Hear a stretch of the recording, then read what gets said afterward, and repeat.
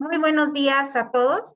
Bienvenidos a esta charla que impartirá hoy el doctor Luis Javier González Ortiz, quien es profesor investigador de tiempo completo del Centro Universitario de Ciencias Exactas e Ingenierías y que también actualmente funge como el coordinador del doctorado en Ciencias en Química del CUSEI. Doctor Luis Javier tiene como formación la licenciatura en Ingeniería Química, la maestría en Ciencias en Ingeniería Química por la Universidad de Guadalajara, el doctorado en Ciencias por la Universidad del País Vasco. Desde 1990 es un académico de la Universidad de Guadalajara y está adscrito al Departamento de Química. Es miembro nacional del Sistema Nacional de Investigadores desde 1996.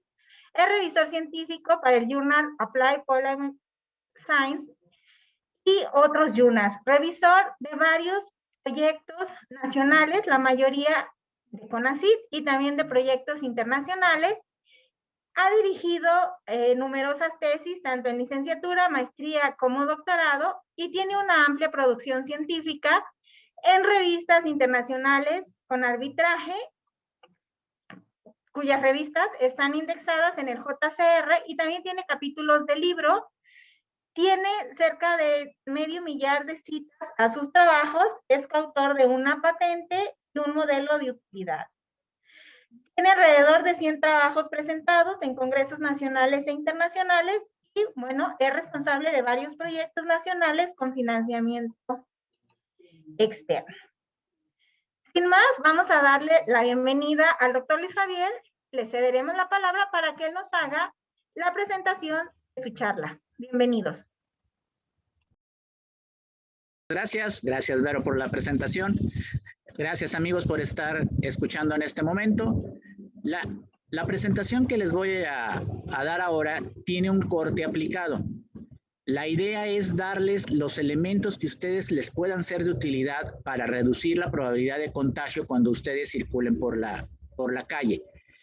Es muy importante resaltar que no es un asunto de una opinión, sino es un estudio serio formulado con todo el rigor que corresponde, y es el mismo rigor con el que yo escribo mis artículos internacionales. La idea principal es motivarlos a que como consecuencia del conocimiento que les estoy compartiendo, ustedes tomen las decisiones adecuadas en el momento adecuado. ¿Por qué? Porque se tiene que decidir en línea ante ciertas acciones o sucesos que le ocurren a uno cuando sale a la calle, y que es importante que una decisión en ese momento puede significar la diferencia entre vivir o morir. Puede significar la diferencia entre matar a alguien o no. Parece drástico, pero realmente, como van a ver a lo largo de la presentación, así es. Espero que les guste, espero que estas 2 horas las aprovechemos de la mejor manera posible. La manera en que se va a llevar a cabo la presentación incluye 2 videos. El primero es un poco más largo. Después de él haremos una pequeña sesión de preguntas y respuestas si es que hubiera algo que responder, y luego procederemos a un segundo video para dejar al final una sesión larga de preguntas y respuestas hasta que el tiempo nos lo permita. Muchísimas gracias, un placer. Ponemos el video, por favor. El tema que hoy nos convoca es ¿cómo protegernos del COVID-19? Una visión científicamente soportada, el cual será presentado en representación del resto de colaboradores por un servidor, el doctor Luis Javier González Ortiz del Departamento de Química. Me gustaría empezar la charla con una frase muy conocida por las personas de mi generación, aunque quizá no tan conocida por nuestra audiencia más joven, proveniente de una vieja canción. Caminante, no hay camino, se hace camino al andar. Hace 15 meses el COVID no era conocido. Hoy tenemos que combatirlo con lo que vayamos aprendiendo de él. A diferencia de lo que he expuesto en charlas previas, el día de hoy trataré de centrar la atención en aspectos prácticos que, al ser adecuadamente aplicados, nos permitan disminuir la probabilidad de contagio por COVID-19. Lo que presentaré a continuación no es una opinión, sino el resultado de un análisis científico serio, como el que normalmente realizo al escribir mis artículos científicos internacionales. Por lo tanto, cuando sea requerido, presentaré los fundamentos científicos que soportan las diferentes propuestas, sin abusar demasiado, ya que la idea no es aburrirlos. A modo introductorio presentaré, en forma breve, la información que considero es útil para contextualizar la situación, no solo en México, sino a nivel mundial. En el mundo, al menos 110 millones de personas ya han sido infectadas.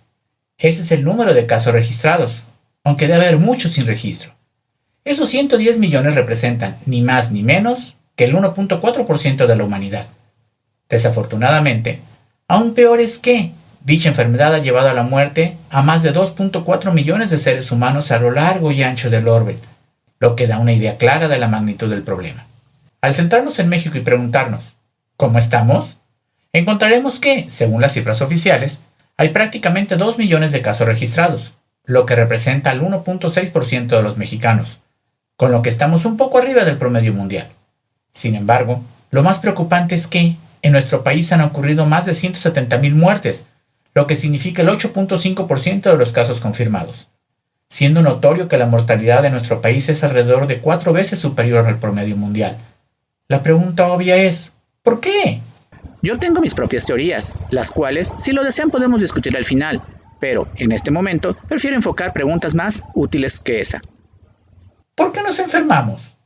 La respuesta, nos guste o no, es porque no nos cuidamos. ¿Y por qué no nos cuidamos? Hay dos razones fundamentales. La primera es porque no entendemos cómo funciona el contagio, en tanto que la segunda es porque no encontramos suficiente incentivo para cambiar nuestras costumbres. Con esta presentación, espero, sinceramente, poder incidir en ambas causas, en beneficio de todos. En pocas palabras, nuestra actitud real ante el problema es resultado de un balance mental entre el costo y el beneficio que nosotros le asignamos a la situación, es decir, un balance entre lo que creo que gano y lo que creo que pierdo. Mi intención a partir de ahora es presentar los hechos, al menos los hechos científicamente demostrables o, al menos, razonablemente intuibles.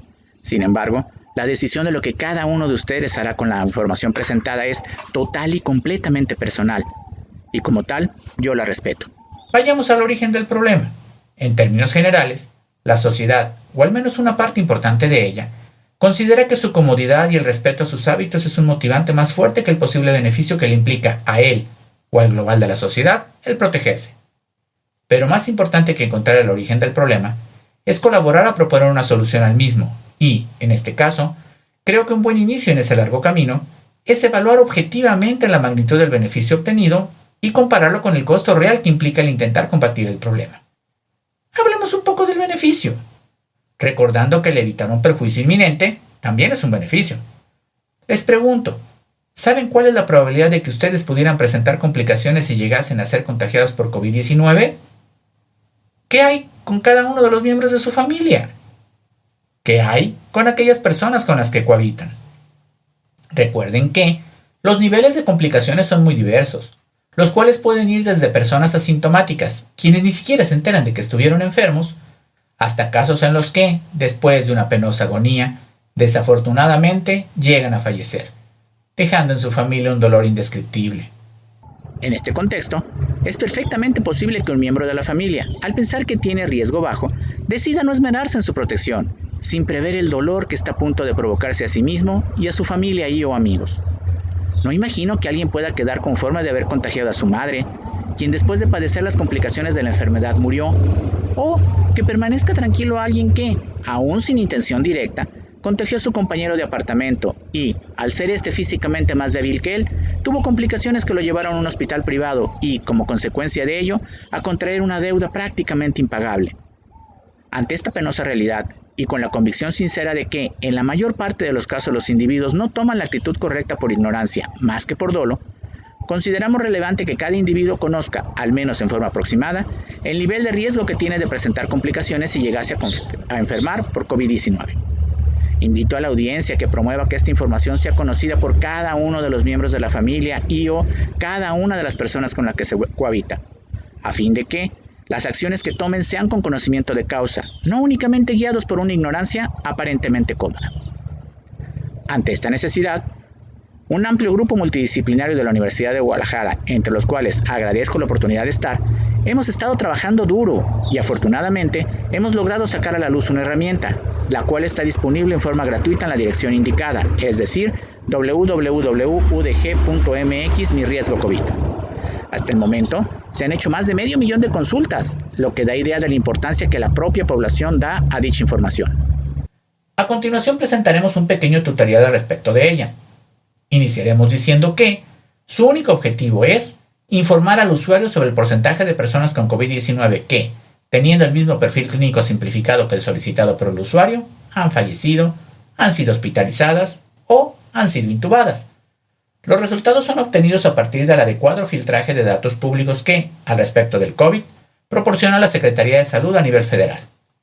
Es importante aclarar que los resultados son el reflejo de lo que le sucedió a otras personas con el perfil clínico resumido equivalente al solicitado. Sin embargo, dado que todos somos diferentes, lo que le sucede a cada individuo puede variar con respecto a la estimación. Así, en este momento es oportuno aclarar a cada cibernauta que atiende este contenido que hay dos factores que seguramente ayudarán a que su caso específico tenga mejores resultados que los mostrados en el estimador. Por un lado, está el solicitar oportunamente atención médica profesional. En los registros oficiales, hemos encontrado que, entre menos días transcurren entre el inicio de síntomas y la fecha en que acudieron al servicio médico, mejoran sus expectativas de presentar menos complicaciones.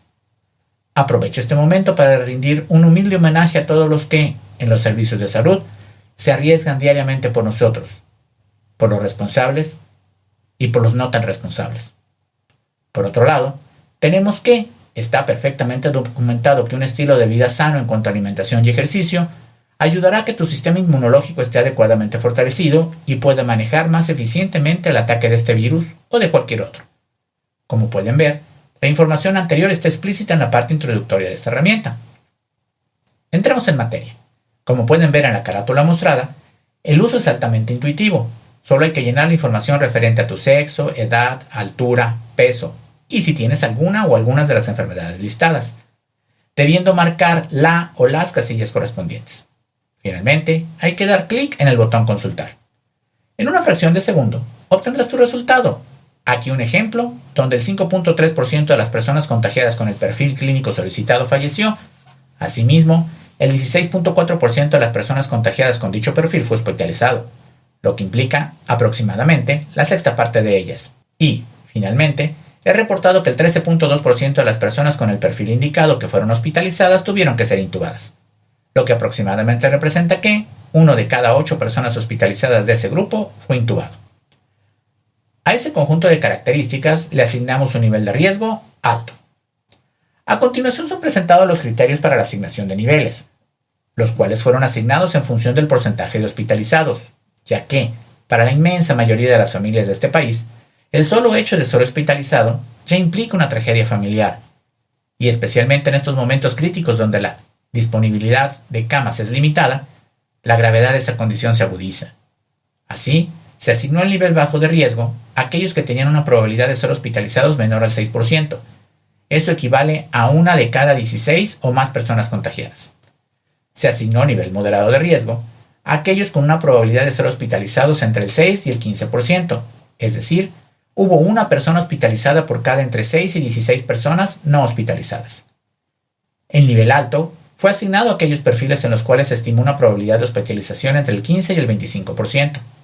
Finalmente, se asignó el nivel muy alto a aquellos perfiles en los cuales la probabilidad de hospitalización fue superior al 25%, lo que equivale a que habría un hospitalizado por cada 3 o menos no hospitalizados. Solo como referencia, veamos algunos perfiles clínicos que producen los diferentes niveles de riesgo indicados. Iniciaremos con el nivel bajo, el cual fue asignado al perfil indicado, es decir, un adolescente de 15 años con peso normal y sin comorbilidades. Por favor, vean los valores que reporta: 0.3% de fallecidos y 2.8% de probabilidad de hospitalización. El nivel moderado fue asignado al perfil siguiente, es decir, a un hombre de 30 años con obesidad que no tiene otra comorbilidad. Como pueden ver, en este caso, ya hablamos de un 1.1% de fallecer y 6.7% de ser hospitalizado, lo que, como dice el propio título, es un riesgo moderado. Ya lo quisiera yo. Seguiremos con la presentación de un caso con nivel alto, el cual corresponde a un hombre de 30 años con sobrepeso, con la única diferencia con respecto al anterior en que tiene diabetes. Notar que el que no sepa yo que tengo diabetes no significa que no la tenga. ¿Cuántos de nosotros vivimos enfermos y, por desidia o autoprotección malentendida, no vamos con el médico a recibir un diagnóstico oportuno? Preferimos vivir en la ignorancia. Un servidor era uno de ellos. Yo soy hipertenso y me enteré hace 11 años que lo era. porque me desmayé como consecuencia de la anestesia que me pusieron para sacarme una muela. Terminé en el hospital, donde me diagnosticaron hipertensión, la cual obviamente no apareció ese día. Seguramente la tenía desde mucho tiempo antes. Ojalá y no sea el caso de ustedes. En este caso, el resultado ya no es de gracia. La probabilidad de fallecer es superior al 5% y la probabilidad de ser hospitalizado es casi 22%. Pienso que ya no es algo que sea conveniente jugar a ignorar. Terminaremos con el nivel denominado muy alto, el cual corresponde a un hombre de 45 años con obesidad y diabetes. En este caso, ya es realmente preocupante, ya que la probabilidad de fallecer es del 13%. Solo como referencia, al jugar a la ruleta rusa, supongo que saben lo que es, y si no, me lo preguntan al final. La probabilidad de salir herido es del 16%. En lo que respecta a la probabilidad de ser hospitalizado, este valor es cercano al 35%. Es como jugar un disparejo. Otra vez, si no saben lo que es, me preguntan al final. Para cerrar esta sección, les hago notar que ninguno de los anteriores es alguien de la tercera edad, con lo que, cuidado con las informaciones sin fundamento. El COVID no es únicamente un problema de personas de la tercera edad, como las leyendas urbanas le han hecho creer a una parte importante de la población. Quede claro, esta herramienta no implica modelado o suposición alguna, simplemente les dice lo que han sucedido con personas que tuvieron perfiles clínicos simplificados equivalentes a los solicitados a la herramienta. Aún sin conocer los resultados que arroja el estimador para su caso específico o para el caso de los diferentes miembros de su familia y amigos, les pido que contesten para sí mismos, pero con sinceridad. ¿El beneficio de cuidarse es considerable o no? ¿Acaso conservar mi vida y la de los que quiero no es suficiente beneficio? ¿Acaso colaborar a evitar la ruina económica del Estado, del país y del mundo no es suficiente beneficio?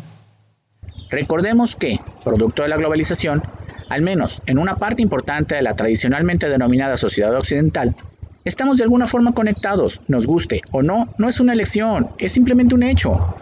Entendamos que el problema no solo es enfermarse, el problema es cómo voy a enfrentar la situación si es que llegase a ocurrir el contagio y se compromete mi salud y la de mis familiares, la de mis amigos, la de mis compañeros de trabajo. ¿Realmente estoy en posición de sobrellevar las complicaciones colaterales que ello implica? ¿Puedo dejar de trabajar? ¿Puedo correr con los posibles gastos médicos? Recordemos que, dada la saturación hospitalaria, muchas veces se le pide al enfermo que permanezca en casa y que se le proporcione oxígeno suplementario, un oxígeno que escasea, un oxígeno que hay que procurar diariamente haciendo fila durante horas entre personas que muy probablemente están contagiadas. ¿Qué pasa si ambos padres se enferman? ¿Quién cuidará a los niños pequeños? Esas y otras muchas son situaciones que son obviamente indeseables, pero me pregunto, ¿se habrán preguntado eso los que salen a la calle innecesariamente solo por divertimento? Creyendo que, al ser, entre comillas, inmunes, no causan daño a nadie. Cada uno saque sus propias conclusiones. Seamos realistas, si no me cuido, es muy probable que me contagie. Y, si me contagio, precisamente porque no me cuido, es muy probable que contagie a alguien más. Finalmente, recordemos que la inmunidad que proporciona el haber enfermado dura, en el mejor de los casos, son unos pocos meses. Y aún no hay estudios suficientes para conocer si eso es benéfico o perjudicial en el caso de un segundo ataque. Además, no hay que olvidar que, especialmente cuando hubo hipoxia, hay altas posibilidades de complicaciones a largo plazo. Pensemos integralmente. ¿Qué pasa con aquellos a los que el estimador les auguró un riesgo bajo? Es decir, pueden vivir despreocupadamente. Total, a ellos no les causa problemas de salud relevantes. La visión individualista que, desafortunadamente, impera en muchos, nos muestra con hechos palpables que, en muchos casos, no hay empatía con el prójimo y solo se piensa en sí mismo, o al menos se cree que se piensa en uno mismo. Analicemos algunos casos y veremos lo inadecuado de este razonamiento. Estimado auditorio, contéstense ustedes mismos. ¿Alguien estaría muy feliz de haberle llevado a la muerte a su padre? ¿A un adolescente le es muy conveniente quedarse huérfano? Pregunto irónicamente. ¿A un joven le será muy conveniente contagiar masivamente a sus compañeros en una fiesta, al grado que la pequeña empresa donde trabajaba tuvo que cerrar por no poder absorber el problema? Un día de juerga le llevó a engrosar la fila de desempleados, pero, además, lo llevó a ser, nos guste o no, un asesino imprudencial. Me imagino que eso no es una posición muy deseable. Tristemente, debemos reconocer que, por ignorancia, podemos estar llevando a domicilio la muerte de nuestros seres queridos. Personalmente, conozco al menos 2 casos en los que así fue. Llegamos al punto en el cual me gustaría que ustedes estuvieran pensando, de acuerdo, ya captó mi atención, y se estuvieran preguntando, ¿y ahora qué? ¿Es realmente posible evitar el contagio? La respuesta categórica es sí. Sin embargo, el primer paso para ello es entender el problema y, lo que quizás sea más difícil, tener la firme voluntad de colaborar a la solución global a la pandemia, cuidándome y cuidando a mi familia. Antes de entrar en materia, es indispensable entender que el proceso de contagio por COVID-19 es un fenómeno natural, que sigue sus reglas, no las nuestras. No es un fenómeno social que puedo regular mediante discursos y o decretos, como acostumbran los malos políticos. Tampoco es algo que pueda simplemente ignorar, como acostumbra una parte importante de la población. En este caso, solo hay 2 opciones. La primera es entender que debo enfrentar al COVID en sus terrenos y con sus reglas, o, simple y llanamente, padecer las consecuencias. No hay más. A continuación analizaremos a profundidad el proceso de contagio. Iniciaré aclarando que, dado que nuestra intención es presentar una argumentación científicamente fundamentada, no una opinión, al respecto del proceso de contagio, debemos empezar nuestro análisis con algo que parece obvio, pero quizá, por obvio, no suele dársele la importancia que merece. Me refiero a la pregunta, ¿qué se requiere para que ocurra un contagio? La respuesta debería ser, es necesario que haya un contagiado en las cercanías y que el receptor de la contaminación haya recibido una carga de virus suficiente para producirle el contagio. Por lo tanto, a continuación nos enfocaremos en contestar las preguntas siguientes. ¿Cuál es la probabilidad de que haya al menos un contagiado en las cercanías? Y ¿cuál es la probabilidad de que la contaminación emanada de dicho contagiado me contagie? Por el momento, nos centraremos en la primera pregunta. El valor de interés puede ser calculado mediante la ecuación siguiente, en la cual Pn es la probabilidad buscada, en tanto que X denota cada cuántas personas hay un contagiado en una localidad dada. Finalmente, N es el número de personas en el grupo donde se valorará dicha probabilidad. Enfoquemos el valor de X, el cual se calcula como el cociente entre la población del municipio y su número de activos. Veamos el comportamiento histórico de este valor en Guadalajara desde el 1 de agosto.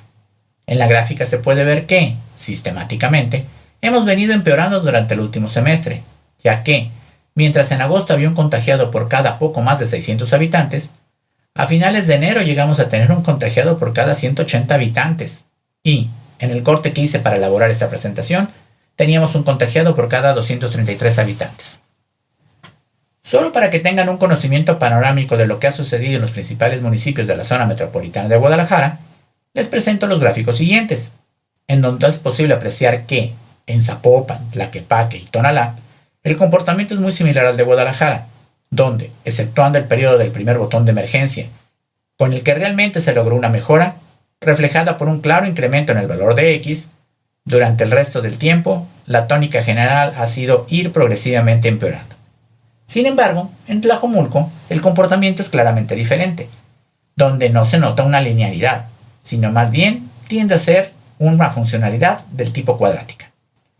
Adicional a lo anterior, si analizamos los respectivos valores actuales de X, encontraremos en la tabla siguiente que el valor de X en Tlajomulco es más de 4 veces más grande que en Guadalajara y más de 3 veces más grande que en Zapopan.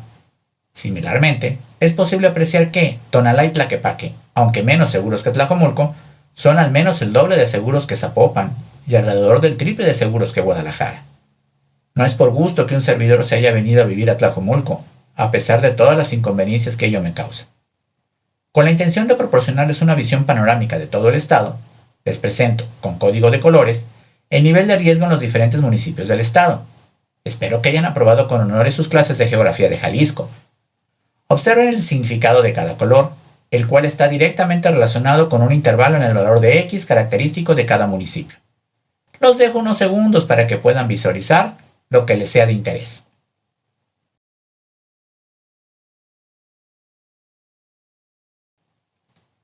Antes de proceder al cálculo formal de las probabilidades, pongamos un poco de contexto al respecto de lo que es una probabilidad, ya que, si uno no está familiarizado con el término, puede caer en interpretaciones parcialmente erróneas. Pongamos un ejemplo. Si en las noticias uno oye que existe una probabilidad del 60% de que llueva en el día, ¿significa forzosamente que lloverá en el día? Evidentemente no.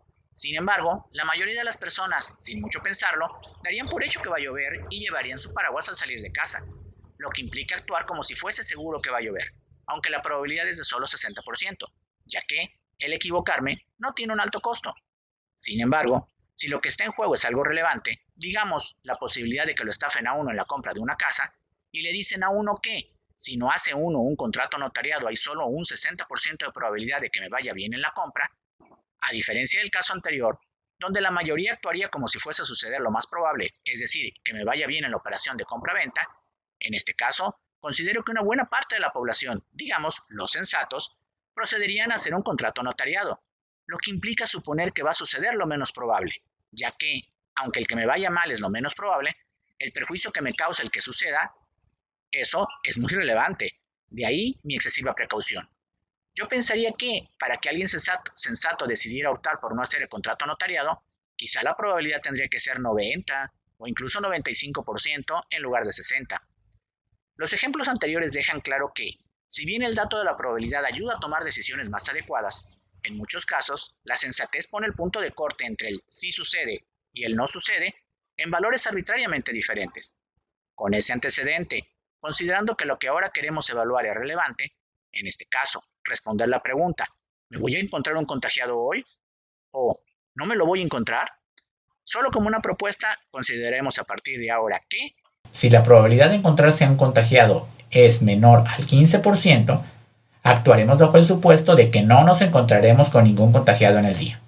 En tanto que, si la probabilidad de encontrarse al menos un contagiado es superior al 55%, definiremos que nos encontraremos al menos un contagiado en el día. Finalmente, en las circunstancias intermedias nos reservaremos el pronóstico, tal como es mostrado en la figura. Consideremos ahora la probabilidad de encontrarse a un contagiado en Guadalajara. Si nuestro individuo ejemplo en el día interactúa, digamos, con 50 personas, debemos considerar el historial mostrado mediante la línea negra. Ahí puede ser apreciado que, antes del 4 de diciembre, sería sensato suponer que nuestro individuo hipotético nunca se encontró a un contagiado, lo cual bien pudo ser cierto, lo que conlleva una observación relevante.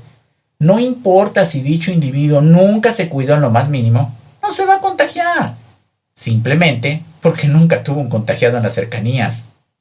La interpretación parcial de ese hecho real es lo que ha llevado a que el mal ejemplo cunda, al menos en ciertos sectores de la población, ya que su razonamiento parcial dice, si fulanito nunca se ha cuidado y no se ha contagiado, es porque no se necesita cuidarse. Conclusión, yo tampoco me cuido. Desafortunadamente, según la información disponible, a partir del 4 de diciembre el no ya pasa a ser un quizá, con lo que es posible que en alguna salida que dé esa persona se encontrará un contagiado y, ese día, el resultado dependerá de lo que haya hecho él y el contagiado, con lo que ya empezamos a tener que jugar un juego de azar, en el que puede que la vida de uno y o la de sus seres queridos esté en juego. A partir de ese momento, consideremos más sensato pensar que el quizás se puede transformar, al menos en algunas ocasiones, en un sí. Y eso cambia radicalmente el panorama y motiva que se cambie la actitud ante el problema. ¿Qué pasa si ahora nos enfocamos en una persona que interactúa diariamente con 100 personas? Para este caso, debemos consultar los datos representados mediante la línea roja. Ahora, notamos que, antes del 21 de agosto, era altamente probable que dicha persona nunca se hubiese cruzado con un contagiado, pero a partir de entonces su probabilidad entra en el quizá, pero un quizá cada vez más cercano al sí. Dejo el análisis de la información a su conciencia. Y si ahora analizamos el caso de una persona que interactúa diariamente con 200 personas, desafortunadamente, esa persona lleva meses jugando ese juego con el quizá, como se puede apreciar en la figura. Pero el año nuevo lo recibió con que el quizá se le transformó en sí. Por lo tanto, si él desea seguir jugando el juego de no protegerse, lo más probable es que no salga el mes sin tener problemas.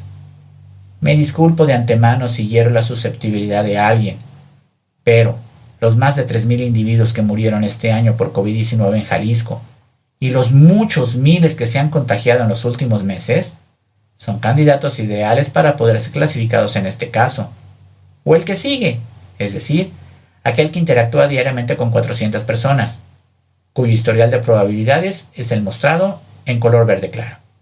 Debe quedar claro que al virus le es indiferente si la persona que se contagió lo hizo trabajando honestamente para llevar el pan a su casa, o se contagió al ir a hacer las compras navideñas a una zona concurrida, o como consecuencia de que se fue de vacaciones, o porque recibió visitas de parientes en Navidad, o porque su hijo se fue a una fiesta y entregó el contagio a domicilio afectando a su padre, o simplemente porque alguien irresponsable se bajó el cubrebocas para estornudar, porque le da asco que quede el residuo del estornudo en su cubrebocas y, desafortunadamente, nuestro individuo hipotético pasó inocentemente por el lugar e inhaló, sin saber, los virus del otro individuo. Por favor, tenemos que entender, no importa en lo más mínimo quién es el culpable. Lo único que importa es quién va a pagar las consecuencias. Una vez expuesto a lo anterior, ustedes podrían estarse preguntando en este momento, ¿y yo? ¿Cuál línea debo consultar?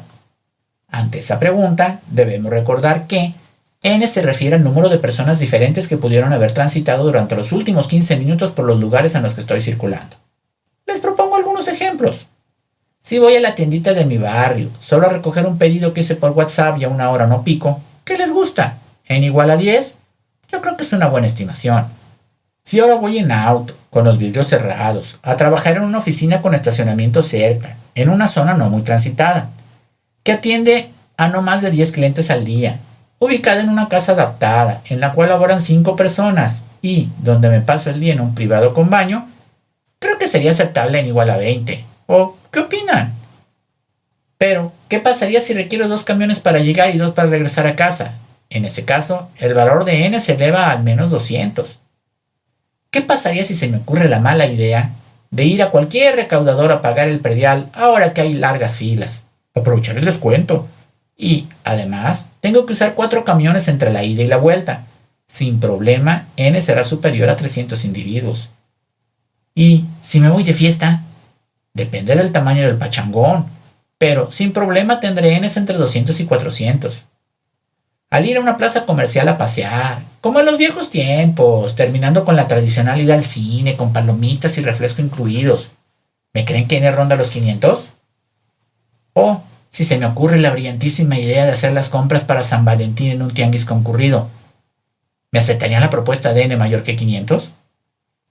Si doy clases en el CUSEI, de 7 a 9 y de 11 a 1, y para matar el tiempo entre las clases me voy a las bancas de los parquecitos, y salgo del centro universitario al terminar mis clases, en un día flojón, en el que ingresaron entre las 6:45 y las 13 horas, 3 a 4,000 personas. Recordar que alrededor de 16,000 personas tienen derecho de ingreso a CUSEI. Con espíritu realmente optimista, yo propondría un N de alrededor de 1,000. Si no resisto la tentación de asistir a un partido de fútbol de primera división, con arribo en camión de barra y regreso a pie, con festejo incluido, como en los viejos tiempos. Para este caso procuraré ser conservador. ¿Me aceptarían un N mayor que 2,000? Para su facilidad, les regreso la gráfica completa, para que ubiquen su caso. ¿Ya lo ubicaron? ¿Les gustó el resultado? Desafortunadamente, mi obligación moral es hacerles ver el siguiente problema. Al COVID no le importa si les gusta el resultado o no. El virus hará lo que tenga programado hacer. Así de simple. A él no le importa si uno es culpable o no. Si le doy la posibilidad de que ingrese a mi cuerpo, simplemente seguirá sus reglas, sin piedad. Retomemos lo que sucedería en Guadalajara en la actualidad. Consideremos que X es igual a 233. Como pueden ver en la tabla, hay un no, 2 quizás, y a partir de N igual a 200 puede haber entre 1 y 10 contagiados. Como pueden ver, un panorama no muy halagador. Es de sentido común comprender que, si no hay un contagiado en las cercanías, no importa lo que yo haga o deje de hacer, no me contagiaré. De hecho, lo dije previamente, la población que sistemáticamente no se protege y no se ha contagiado es porque ha tenido la suerte de no haberse encontrado un contagiado que haya contaminado el ambiente en las cercanías por donde pasa. Hace algunos meses, cuando había muchos menos casos, eso era fácil que sucediera, pero con un contagiado por cada 233 personas, como hay en este momento, esa opción es prácticamente inexistente. Sin embargo, si hay un contagiado en las cercanías, El resultado final dependerá de lo que haga el contagiado y lo que haga yo, debiendo quedar claro, lo que hacen los otros no lo puedo controlar, con lo que la única opción real que me queda, si no quiero correr el riesgo, ni hacer correr el riesgo a los que cohabitan conmigo, es tratar de protegerme. En torno a la protección, una de las falsas seguridades que han sido fácilmente aceptadas, ya que libera ilusamente al individuo de su responsabilidad, pero que lo único que ha hecho es fomentar la inconsciencia en la población, son los llamados filtros sanitarios, los cuales, como veremos, si bien pueden colaborar a la protección, están muy lejos de ser una garantía, como la masa de la población acepta por comodidad y sin análisis serio de por medio. Para continuar el argumento, les pido que contesten para sí mismos, pero con toda honestidad, las preguntas siguientes. ¿Puedo detectar en un filtro sanitario un agente contagiante asintomático? Es decir, ¿un individuo sin síntomas? Evidentemente no. Si ni el mismo afectado sabe que está enfermo, ¿cómo lo va a detectar el que está en el filtro? Desafortunadamente, esos individuos también tienen la capacidad de contagiar. Solo como dato de referencia, según estudios internacionales, 1 de cada 4 o 5 contagiados es asintomático, y hay una tendencia a que muchos de ellos sean jóvenes. ¿Qué tal un presintomático? Es decir, un individuo que, a pesar de poder contagiar, todavía no tiene síntomas, aunque los tendrá después. Obviamente no. Pregunto, ¿un asintomático tiene alta temperatura permanentemente? Por supuesto que no.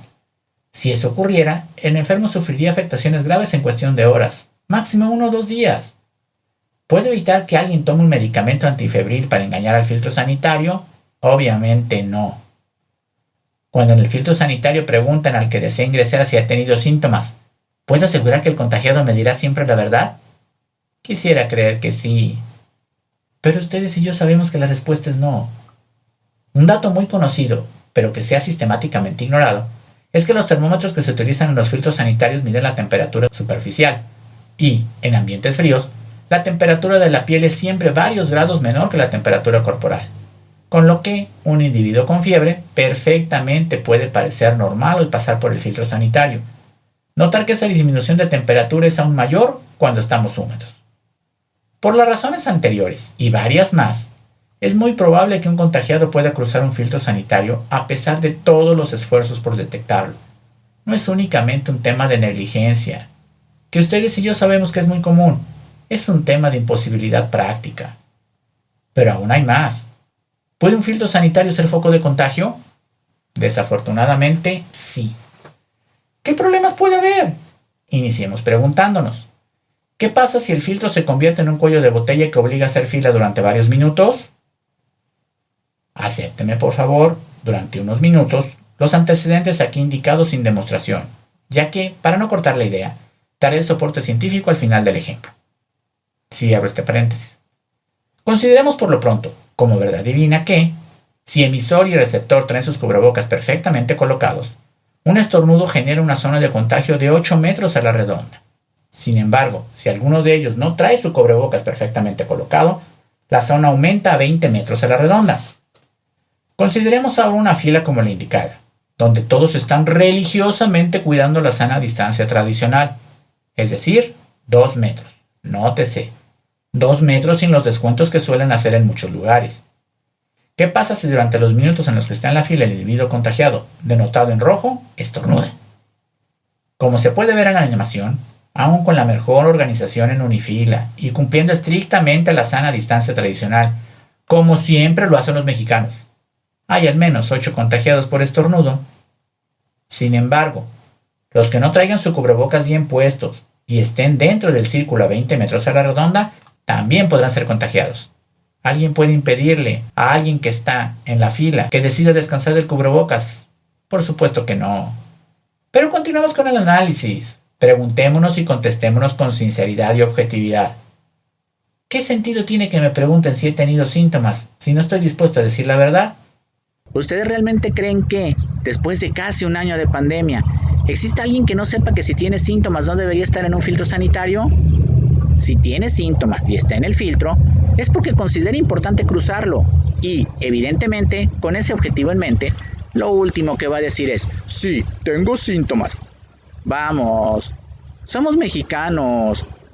Y en este momento, lo que menos nos conviene es mentirnos a nosotros mismos, fingiendo que no conocemos la idiosincrasia nacional.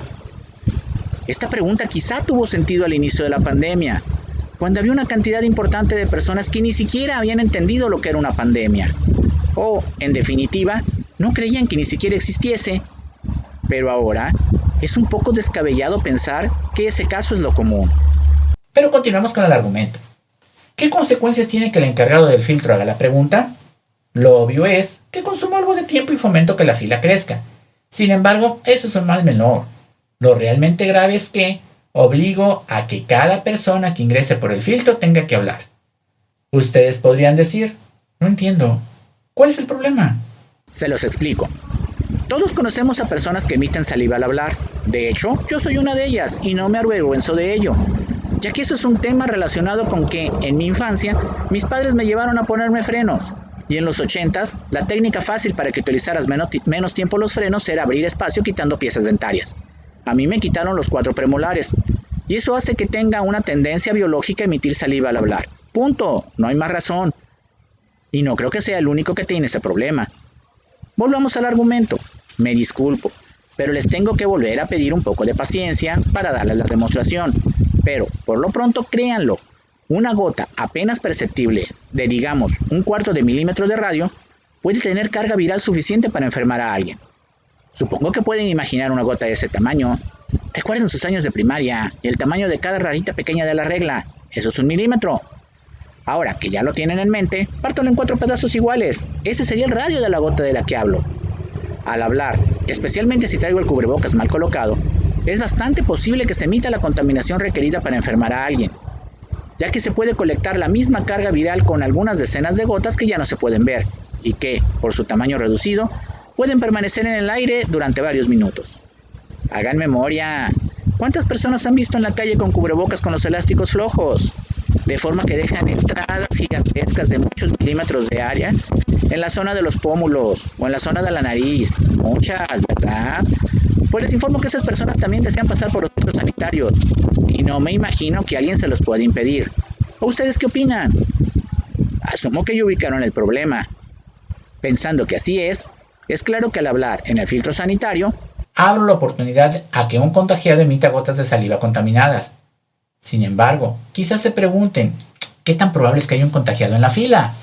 ¿Me creerían que en plena pandemia entran diariamente a CUSEI más de 400 personas? Si me lo creen, yo les digo, de acuerdo con lo explicado hace unos minutos, estadísticamente hablando, pasan diariamente por el filtro de CUSEI entre 1 y 2 contagiados.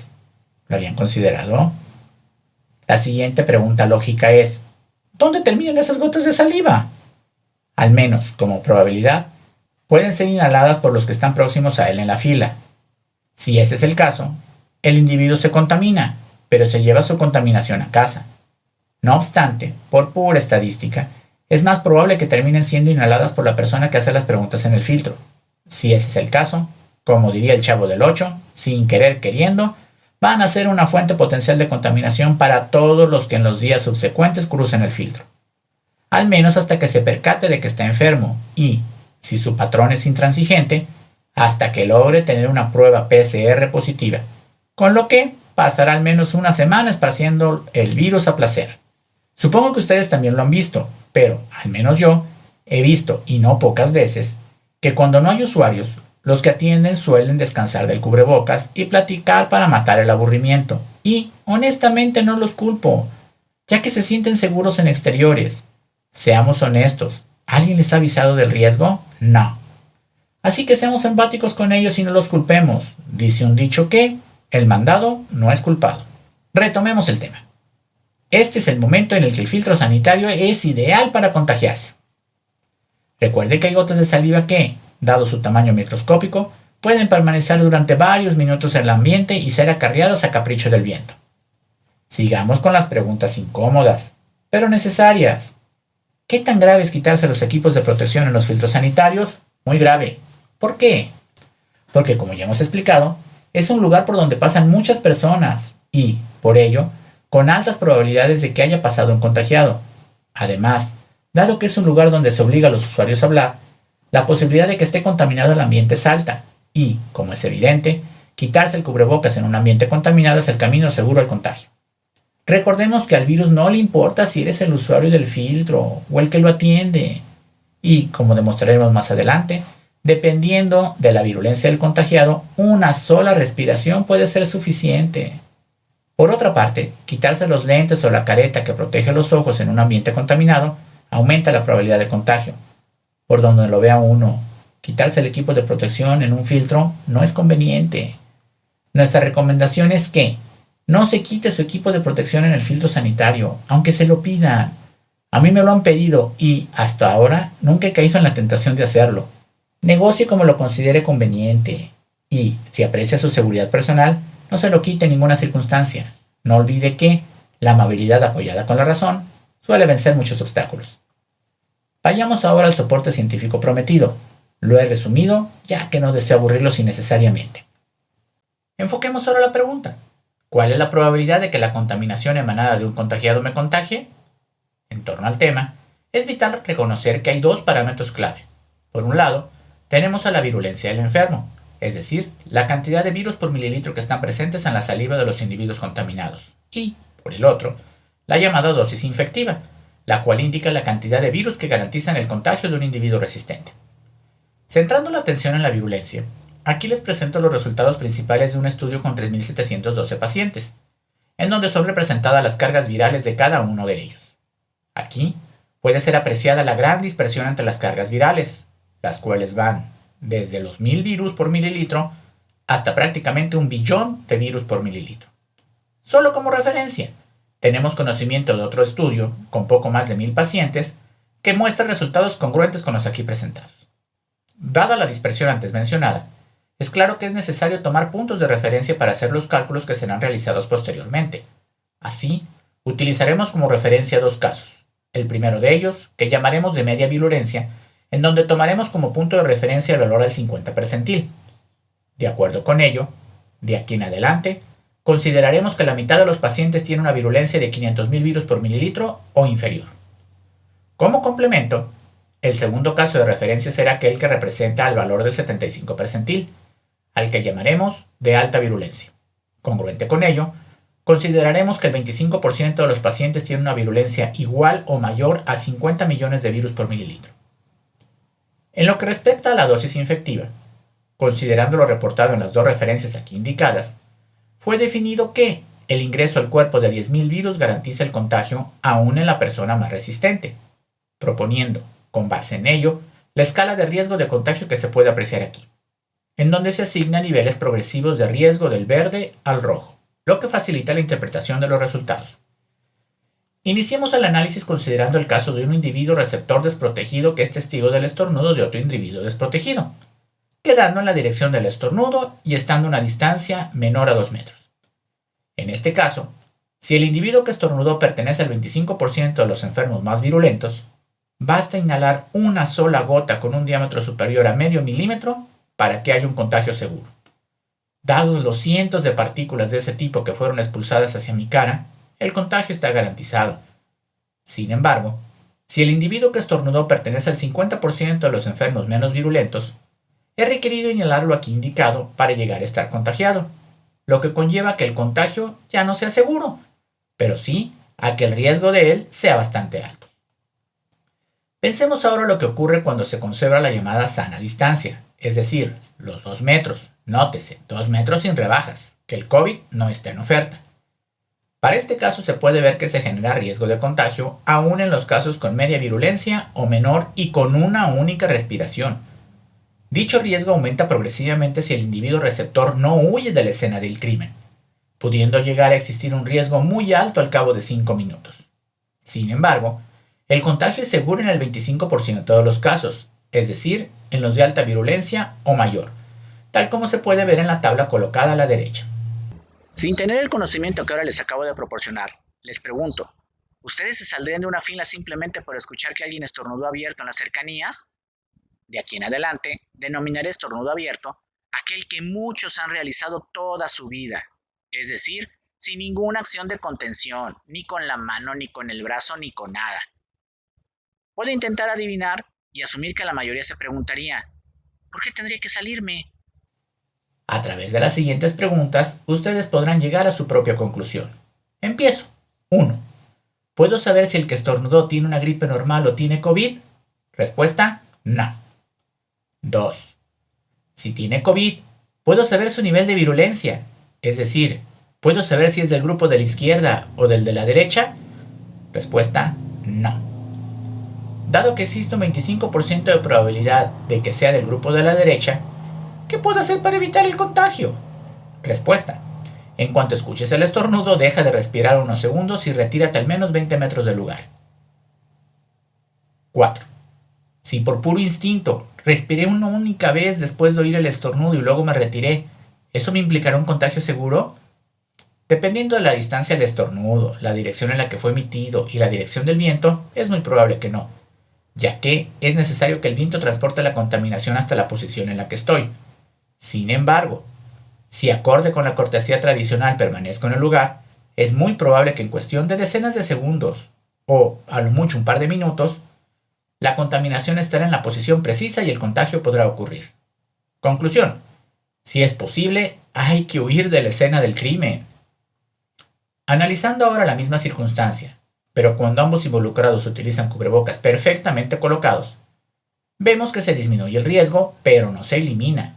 De hecho, al menos en el 25% de los casos, el riesgo de contagio puede llegar a ser alto, tal como lo indica el código de riesgo naranja en la tabla de alta virulencia. Recordemos que no tengo manera de saber si el individuo tiene alta, media o baja virulencia, con lo que, por seguridad, sería sensato actuar como si el individuo que estornudó fuera de los de alta virulencia. ¿Qué podemos ahora concluir? Aunque el uso generalizado del cubrebocas reduce la probabilidad del contagio, desafortunadamente, debido a la altísima virulencia de una cantidad importante de los infectados, el riesgo de contagio no puede ser eliminado. Lo único seguro es no encontrarse con un contagiado. Los resultados hasta ahora presentados ya son preocupantes. Sin embargo, como veremos más adelante, el peligro principal es después del estornudo, ya que este es un evento del cual el afectado no es testigo, y si nadie le anticipa el peligro, es esperable que no tome ningún tipo de precaución. Aunque podría aburrirlos con la ecuación diferencial que hay que resolver a partir de la ley de Stokes, buscando demostrar científicamente la existencia del llamado aerosol, no lo voy a hacer. Prefiero acudir a la experiencia práctica y mostrarles el video siguiente, en donde es evidente que hay una gran cantidad de partículas suspendidas, cuyos tamaños son perfectamente visibles y cuyos pesos son muy superiores a las gotas de agua de tamaño equivalente. Como ustedes saben, el parámetro de partículas suspendidas se utiliza para cuantificar la contaminación en las grandes urbes. Si dichas partículas pueden permanecer suspendidas un largo tiempo, también lo pueden hacer las gotas de un estornudo. Solo como referencia, en la gráfica generada a partir de dicha ley, es posible ver que, con velocidades de viento tan bajas como 3 km por hora, por ejemplo, en una brisa muy suave, es posible mantener flotando gotas visibles. Sin embargo, si el viento llega a 30 km por hora, partículas con diámetros mayores a medio milímetro pueden mantenerse suspendidas, en tanto no colisionen con algo o se evaporen. Aunque los datos anteriores son interesantes, más útil para nuestro objetivo es estimar el porcentaje volumen del estornudo que permanece suspendido como función del diámetro de partícula. Aquí podemos ver que, con vientos muy ligeros, de alrededor de 3 km por hora, el 5% del estornudo puede permanecer suspendido, en tanto que, con velocidades de viento del orden de 30 km por hora, puede permanecer suspendida hasta el 15% de la saliva expulsada. Así, elegiremos un punto medio y consideraremos que el 10% del volumen de saliva permanece suspendido. Veamos ahora lo que sucede en exteriores después de un estornudo. Como acaba de ser demostrado experimentalmente, aproximadamente el 10% de la saliva expulsada por un individuo contagiado puede permanecer suspendida varios minutos y ser acarreada caprichosamente por el viento imperante en el momento, con la tendencia a homogeneizar la concentración de virus dentro de una nube que simultáneamente se mueve y crece. Así, considerando el comportamiento anterior, se puede calcular la cantidad aproximada de virus inhalados por un receptor como función de la distancia al punto de origen de la contaminación.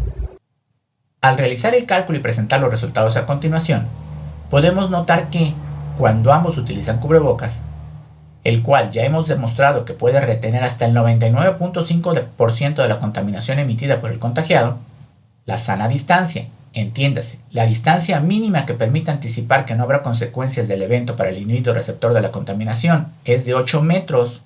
Sí, de 8 metros. Ya que solo en esas condiciones la cantidad de virus inhalados es tan baja que se puede clasificar en todas las condiciones ensayadas con los códigos en verde. Sin embargo, cuando ambos involucrados están desprotegidos, la sana distancia es de 20 metros, ya que solo a esa distancia se tienen todos los códigos en verde, como se puede apreciar en las tablas aquí mostradas. A distancias menores, hay condiciones en las que el riesgo puede ser considerable. Recordemos que no tenemos manera de saber el nivel de virulencia del individuo que nos contaminó, con lo que el sano juicio recomienda asumir que es, por lo menos, del nivel de los de alta virulencia, reconociendo que incluso hay peores. Obviamente, esa sana distancia es imposible de lograr en muchos lugares, pero además, ¿cómo puedo colocarme a más de 8 metros a la redonda de un punto que no conozco?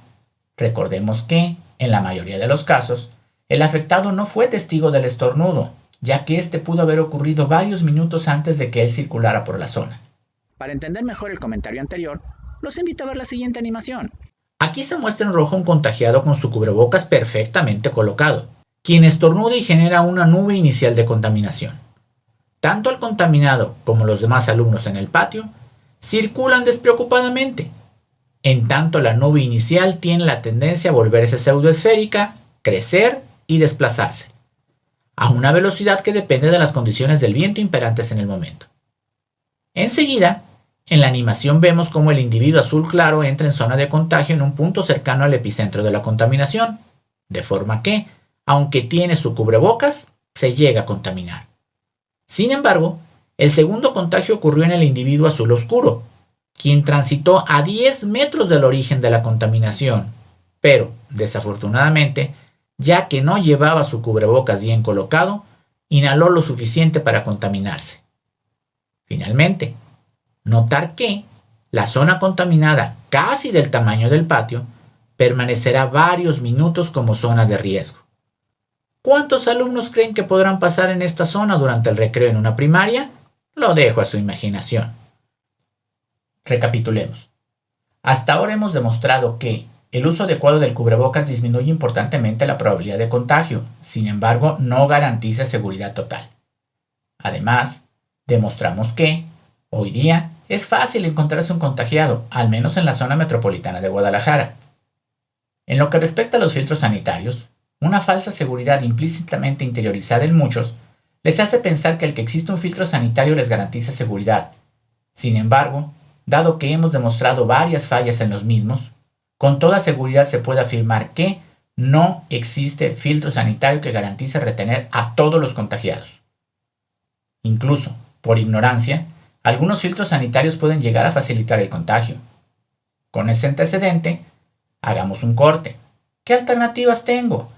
La primera es procurar minimizar el contacto con mis semejantes, restringiéndolo únicamente a lo indispensable, es decir, buscar disminuir el valor de n, buscando reducir por esta vía la probabilidad de contagio. En tanto que la segunda es procurar entender cómo funciona el contagio, para que, aunque me vea obligado a estar en las cercanías de un contagiado, no resulte un servidor contagiado. Dado que el tiempo se nos acaba y no deseo retirarme sin dejarles un conocimiento práctico relevante, terminaré la presentación con una sección que denominé ¿Sabías qué? Espero de todo corazón que les sea de utilidad.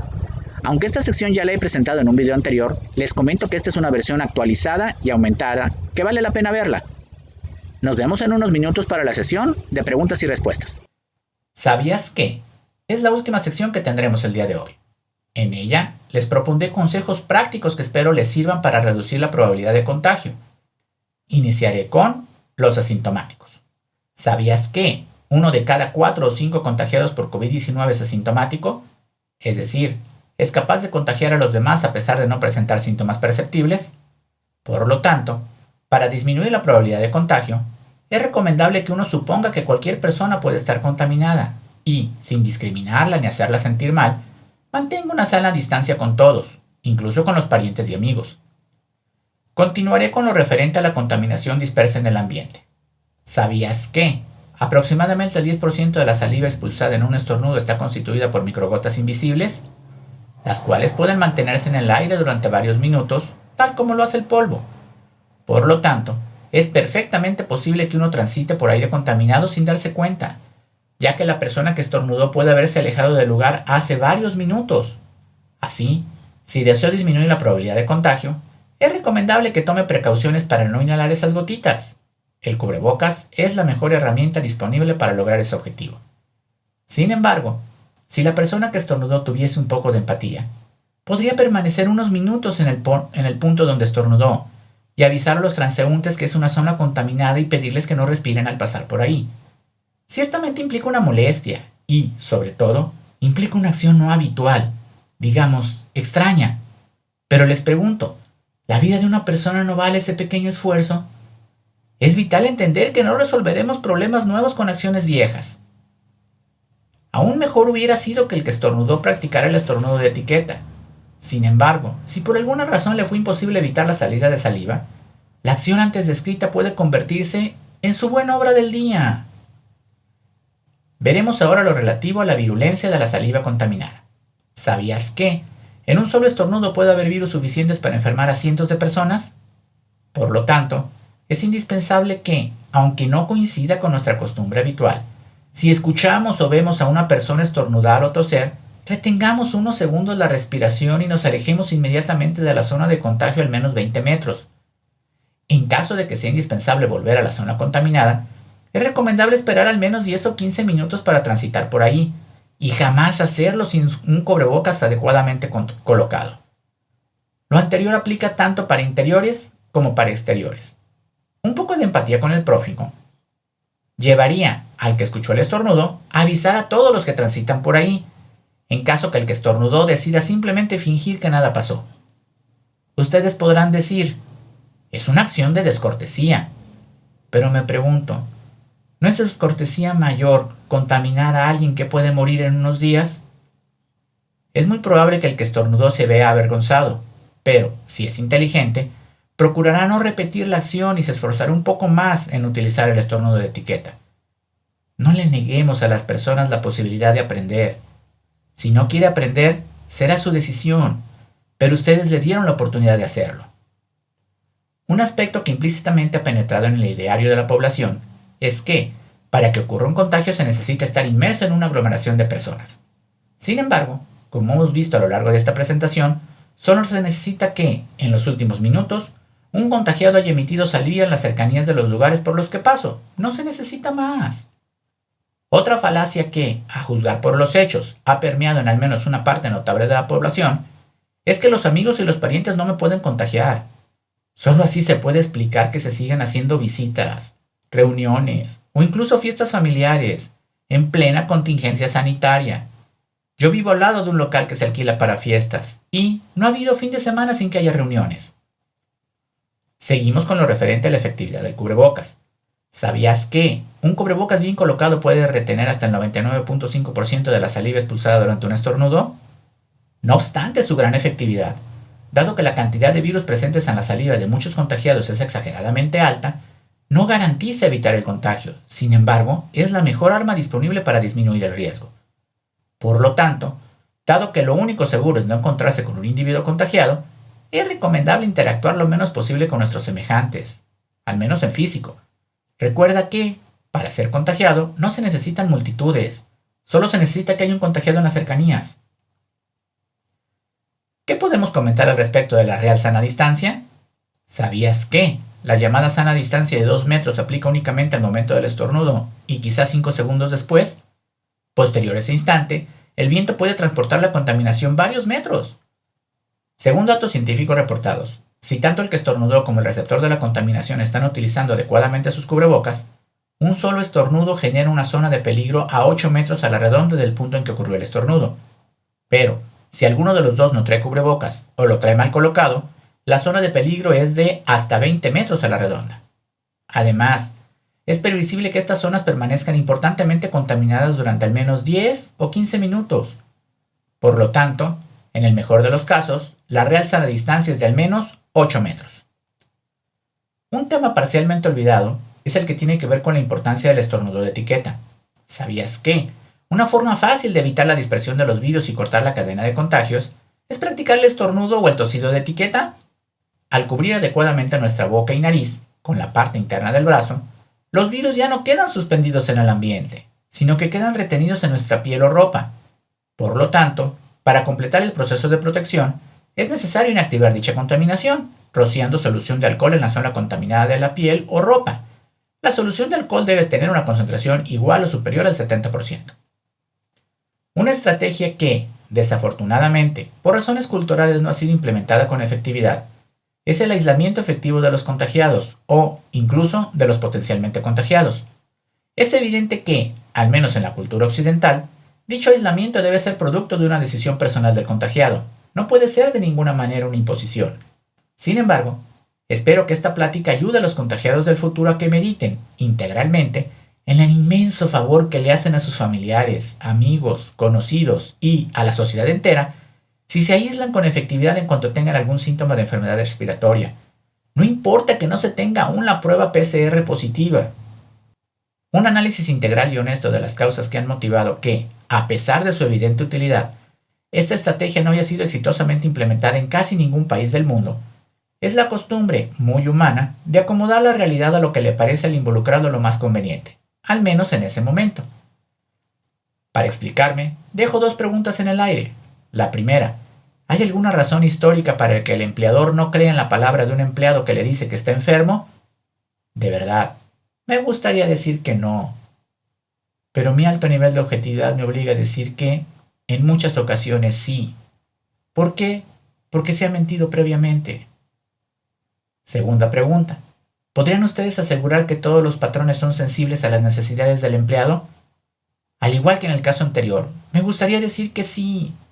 Pero la verdad es que no pocas veces la respuesta es no. No obstante, con ánimo conciliador, me permito, con todo el respeto posible, invitar a ambas partes a que piensen. ¿Al patrón le conviene que haya un contagiado masivo en su negocio o empresa como consecuencia de que obligó a ir a trabajar a un contagiado? En contraparte, al empleado le es conveniente perder la confianza del patrón, mintiendo una vez, sin anticipar que cualquier día puede estar realmente contagiado y, como consecuencia de su mentira, no va a recibir el necesario apoyo de su patrón. Dejo las respuestas a su conciencia. Es claro, el pasado no se puede borrar. Todos debemos cargar con el peso de nuestra historia. Pero, sinceramente creo que, circunstancias críticas como la actual, son una buena oportunidad para construir una mejor relación interpersonal, basada en la verdad y en la sincera preocupación por el otro. ¿Qué opinan? ¿La propuesta es conveniente? Continuemos. Es importante reconocer ahora que hablar también contamina. ¿Sabías lo anterior? Es muy evidente que los estornudos y tosidos emiten saliva al exterior, pero esas no son las únicas fuentes de contaminación. Hablar, gritar y cantar son también fuentes de micropartículas contaminantes. De hecho, son las principales fuentes de contaminación en el caso de asintomáticos y presintomáticos, con lo que es muy recomendable evitar gritar y cantar en público, así como hablar solo lo indispensable. La charla amable que a los mexicanos nos identifica e incluso nos enorgullece, en este momento es grandemente inconveniente. Incluso el saludo verbal matutino. Hay muchas otras formas de saludar. Algo en lo que no se insiste demasiado es en que la contaminación también entra por los ojos. ¿Sabías que, al pasar por un lugar contaminado, si tus ojos están desprotegidos pueden colectar suficiente contaminación para enfermarte? Por lo anterior, es recomendable utilizar siempre lentes y, entre más grandes, mejor. ¿Qué pasa con el riesgo de contagio en exteriores? ¿Sabías que, aún en exteriores existe riesgo de contagio? Ello se debe a que las microgotas emitidas en un estornudo que quizá no presenciaste contienen la cantidad de virus suficiente para contagiarte. De hecho, una única gota de un tamaño apenas perceptible puede contener la cantidad de virus requerida para contagiarte. Por lo tanto, es recomendable utilizar permanente y adecuadamente tu cubrebocas, aún en exteriores. Con ello evitarás que una parte importante de la contaminación ingrese a tu cuerpo. Además, remover el cubrebocas en una zona contaminada, con las manos contaminadas y o depositarlo en una superficie contaminada son caminos ideales para contagiarse que hay que evitar a toda costa. Enfoquemos ahora la persistencia de la contaminación en superficies. ¿Sabías que aproximadamente el 90% de la saliva expulsada durante el estornudo está formado por gotas que, dado su tamaño relativamente grande, no pueden permanecer suspendidas en el ambiente? Por lo tanto, Dicha contaminación irremediablemente terminará depositada en cualquier superficie que esté en su trayecto, incluyendo alimentos. Los virus contenidos en dichas gotas pueden permanecer activos y contaminarte durante varios días. Dependiendo del material, pueden durar entre 2 y 10 días activos en la superficie. Dado lo anterior, es recomendable limpiar frecuentemente todas las superficies que estén potencialmente expuestas a la contaminación. En lo referente a la inactivación de los virus, ¿sabías que el COVID-19 puede ser inactivado por lo indicado a continuación? Es decir, por contacto directo durante al menos 1 minuto con una solución de cloro con una concentración entre 0.1 y 0.2%, por contacto directo con una solución de alcohol con una concentración igual o superior al 70%, tiempo de contacto mínimo requerido, 30 segundos. Por contacto directo con la espuma de jabón, el enjuagado debe iniciar al menos 20 segundos después de que toda la superficie estuvo enjabonada. Calentamiento a temperaturas superiores a 80 grados centígrados durante al menos 10 minutos. Y el transcurso entre 2 y 10 días, dependiendo de la superficie en la que el virus esté depositado. Centrémonos ahora en los alimentos contaminados. ¿Sabías que ingerir alimentos contaminados con virus de COVID-19 puede llevarte a enfermar? Los alimentos, como cualquier otra superficie, pueden ser contaminados por los residuos de saliva expulsados por un individuo contagiado. Así, dado que la boca está conectada con el sistema respiratorio, es posible que el contagio por COVID-19 pueda ocurrir a través de la ingesta de alimentos contaminados. Además de que, es evidente que la manipulación de alimentos contaminados contamina tu mano. Una forma de prevenir esta forma de contaminación es no ingerir alimentos que hayan sido preparados en zonas potencialmente contaminables, o, al menos, recalentar en casa los alimentos comprados en la calle, para que, por la acción de temperaturas mayores a 80 grados centígrados durante al menos 10 minutos, se logre la inactivación de los virus contaminantes. Es importante estar consciente de que muchos buenos bactericidas son virucidas inútiles. ¿Sabías que muchos desinfectantes comerciales probados en bacterias son inútiles con virus? Por ello, es recomendable utilizar, en la medida de lo posible, solo los desinfectantes probados con COVID-19. A continuación presento algunas recomendaciones y sus limitaciones. Solución de cloro preparable con 45 ml de blanqueador comercial, Cloralex, y 1 litro de agua. Limitación: decolora cierto tipo de prendas de vestir y, en grandes cantidades, tiene un olor ligeramente desagradable. Su ingesta en cantidades apreciables puede llegar a ser tóxica. Costo estimado para desinfectar 1 metro cuadrado de superficie, menos de 10 centavos. Requisito: es indispensable que la solución esté en contacto con la superficie durante 1 minuto.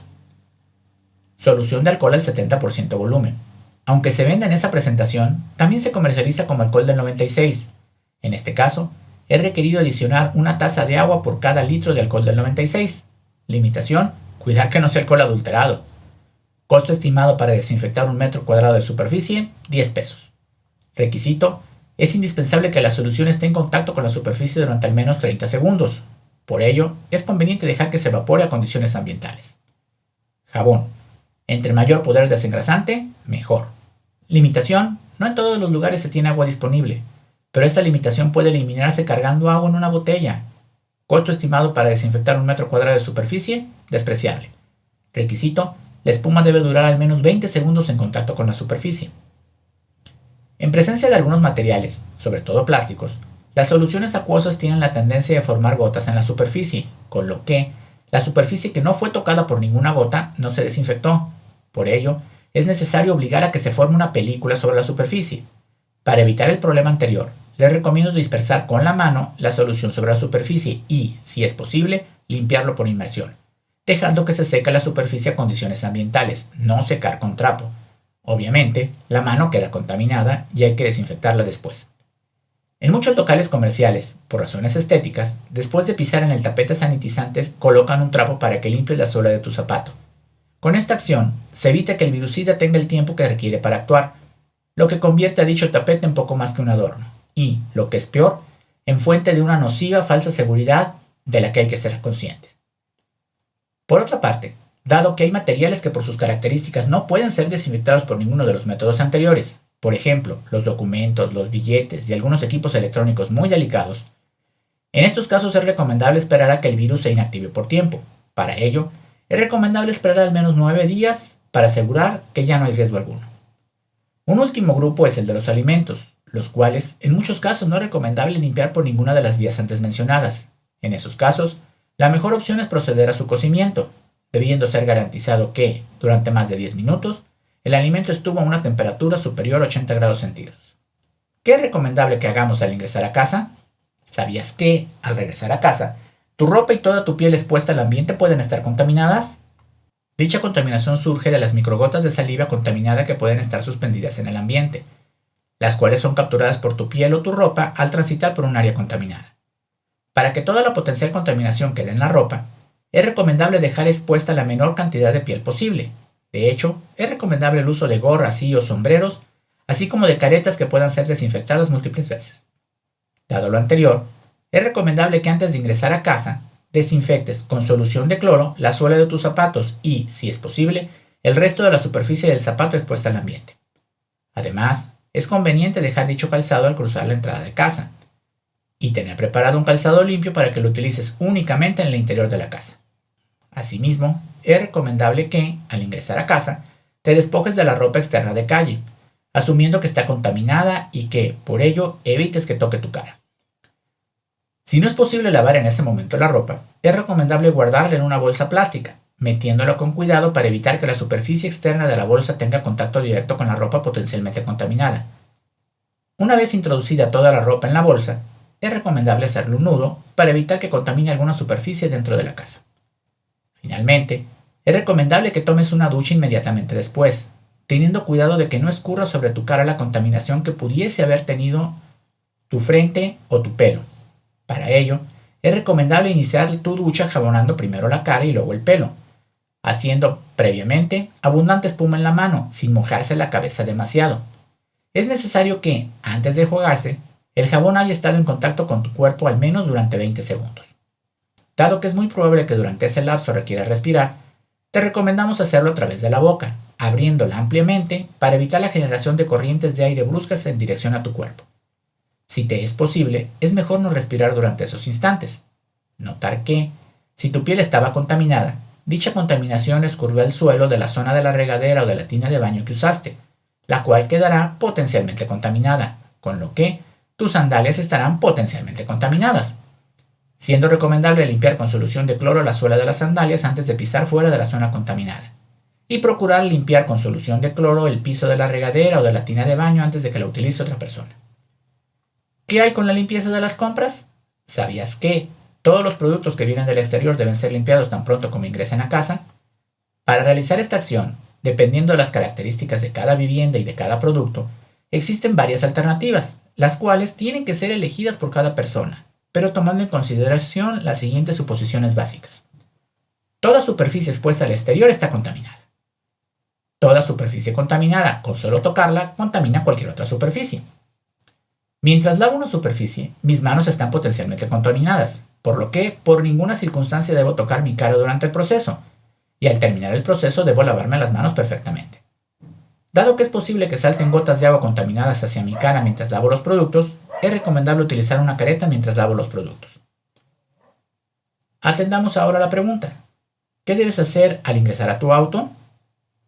¿Sabías que puedes contaminar la cabina de tu auto si no lavas con solución de cloro la suela de tus zapatos antes de subir al auto?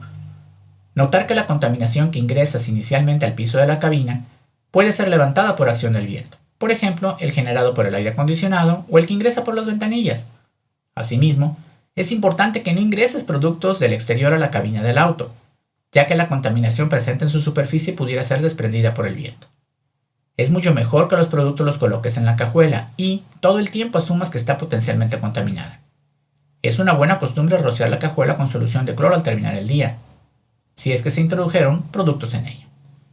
Continuamos con el cuestionamiento siguiente: ¿cómo circular en auto?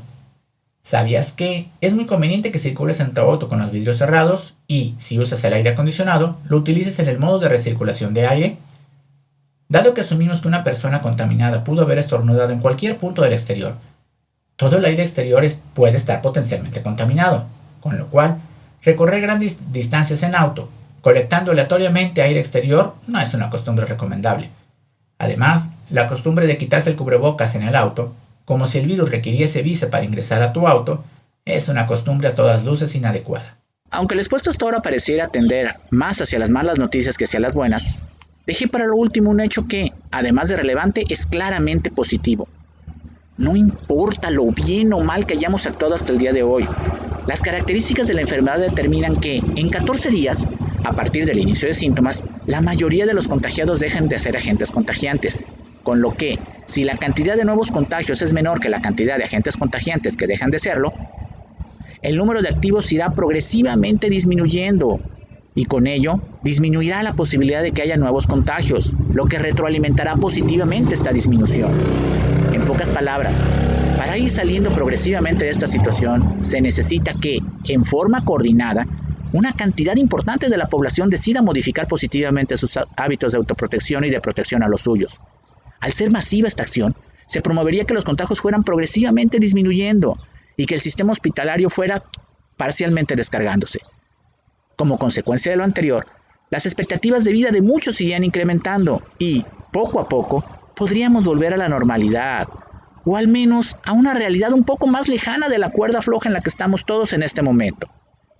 Esta charla, como todas las que estaremos generando, tiene una única intención: proporcionarles información científicamente soportada que les permita decidir adecuadamente y en tiempo real las acciones que en cada circunstancia particular de su vida diaria tengan que tomar a fin de reducir la probabilidad de contagio por COVID-19.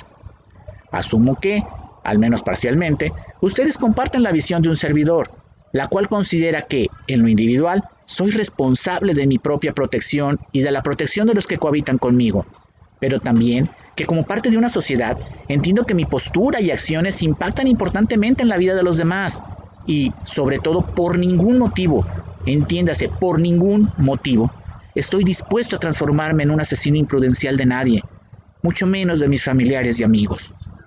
Agradezco en lo que vale su atención y estoy a su disposición para atender sus preguntas, al menos hasta que el tiempo de la transmisión lo permita. Gracias.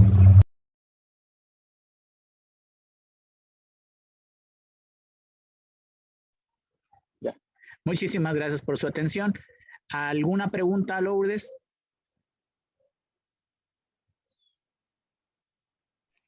Lourdes. No hay ninguna. Ahorita no hay ninguna, doctor. Muy bien. Entonces, voy a aprovechar los últimos minutos que nos quedan para hacer una recapitulación de todo lo indicado. O sea, realmente la idea de toda la presentación, como dije al final, es darles herramientas que les sean de utilidad para protegerse. ¿Por qué nos es conveniente a todos que todos se protejan? Porque entre más se protejan todos, más probabilidades tendremos de que se eviten contagios que de otra manera ocurrirían.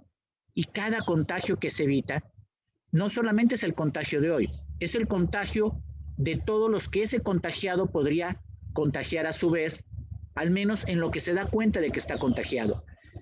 La particularidad de esta enfermedad es que durante un periodo de tiempo, que en el caso de los asintomáticos es todo el tiempo, pero en el caso de muchas personas, duran varios días teniendo la capacidad de contagiar y sin que ellos se den cuenta. Desafortunadamente, como lo dije al inicio de la presentación, se ha hecho un balance a lo mejor no objetivo entre el costo y el beneficio. A veces suena fácil decir, es que pues realmente si yo soy asintomático para mí no significa costo, pero ya pusimos varios ejemplos de los problemas que ello genera. O sea, todo mundo tiene una afectación pequeña, grande o la que sea, por el hecho de que la pandemia exista y que la pandemia siga creciendo. ¿De qué me sirve que el Estado esté económicamente perdiendo dinero? ¿De qué me sirve que mis proveedores oficiales dejen de percibir el dinero que necesitan para llevar a su familia? ¿Y todo por qué? Porque no fui capaz de cambiar mis hábitos por egoísmo, porque no hay otra palabra que denomine más certeramente, porque ya no es ignorancia. Al principio de la pandemia sí pudo ser ignorancia, pudo ser que simplemente yo no creía que eso fuera cierto, podía creer que era un complot mundial, pero realmente todavía habrá gente que tenga ese pretexto. Realmente simplemente que no evalúo adecuadamente el perjuicio que mi actitud le causa a los demás. Realmente tenemos que pensar aquí integralmente. La gente que me conoce sabe que yo nunca he sido aficionado a las redes sociales y sin embargo estoy haciendo un esfuerzo por tratar de difundir lo que he descubierto. ¿Por qué? Porque me conviene. ¿Por qué? Porque algún día quiero volver a la normalidad. ¿Por qué? Porque siento feo de haber visto morir por lo menos a 10 amigos míos. ¿Realmente era necesario? ¿Realmente no lo pudimos haber evitado? O por lo menos algunos pudimos haber evitado. ¿Era necesario que 2 amigos míos murieran porque sus hijos fueron a una fiesta? Creo que no era necesario. Y no quisiera que le volviera a suceder a nadie. Esa es la única y real razón por la cual creo y apelo a su conciencia de todos los que escuchen puedan difundir esto en la mayor posibilidad que tengan. ¿Por qué? Porque les conviene. Les conviene y nos conviene a todos, a cada uno de nosotros nos conviene. No me imagino a alguien que sea tan poco racional como para decir que no le conviene regresar a como estábamos. Creo que era un mundo más adecuado que el de ahora. Ya tenía sus problemas, pero qué necesidad de agregarle uno más. Espero con toda sinceridad y honestidad que el tiempo que hayan invertido en escuchar esta charla lo consideren de utilidad. Agrado que lo recomienden para que cualquiera que ustedes conozcan y crean que esté en disposición de entender, de comprender y de aceptar esta realidad y actuar en consecuencia de ello, le pueda servir. Muchísimas gracias por su atención. Si ya no hubo más preguntas, Lourdes, pues yo creo que podemos dar por terminada la charla.